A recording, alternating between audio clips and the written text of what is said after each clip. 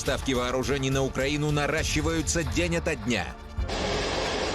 Франция, Германия, Польша и Прибалтика отчитались об увеличении военных бюджетов. В некоторых странах расходы на армию выросли вдвое. Почему страны с самым слабым военным потенциалом сейчас брецают оружием и угрожают России громче остальных? Мы хотим ослабить ваши военные возможности что-то делать на следующие десятилетия.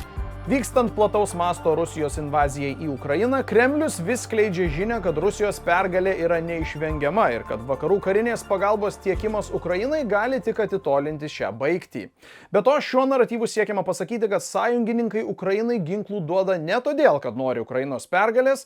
Vietoj to, Rusijos valdžios atstovai ir jiems lojali žiniasklaida teigia, kad tikrasis kolektyvinių vakarų motyvas yra ištemti karą ir iš jo pasipelnyti. Sąmokslo teorijose teigiama, kad JAV turi finansinių motyvų prailginti karą. Dažniausiai tai daroma nurodant dujų ir artilerijos kainų padidėjimą po invazijos. Tačiau kaip atrodo už Kremliaus sukurtos paralelinės visatos ribų esanti tikrovė? Nuo invazijos pradžios Rusija susidūrė su intensyviu ir veiksmingu Ukrainos ginkluotųjų pajėgų pasipriešinimu.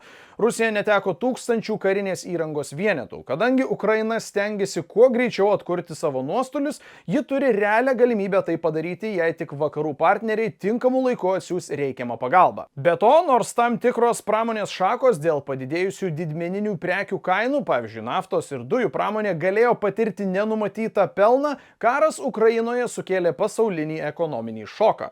Po neteisėtos Rusijos invazijos 2022 pasaulio ekonomikos augimas sulėtėjo iki vos 3,1%. Iš to naudos neturėjo nė viena šalis. Ukraina kaip suvereni valstybė turi teisę ginti savo teritoriją ir gauti karinę pagalbą iš savo sąjungininkų. Atsakomybę už neteisėtą Rusijos invaziją perkeldami vakarų vyriausybėms, propagandistai siekia NATO ir vakarų sąjungininkus pavaizduoti kaip karo dalyvius. Tačiau NATO nesiuntė karių į Ukrainą ir jokios kitos šalys tiesiogiai neįsitraukė į konfliktą. Nepaisant visų Rusijos dezinformacijos agentų pastangų įteikti priešingai, atsakomybė už konfliktą negali būti priskirta niekam kitam, tik į Ukrainą įsiveržusioms Putino pajėgoms.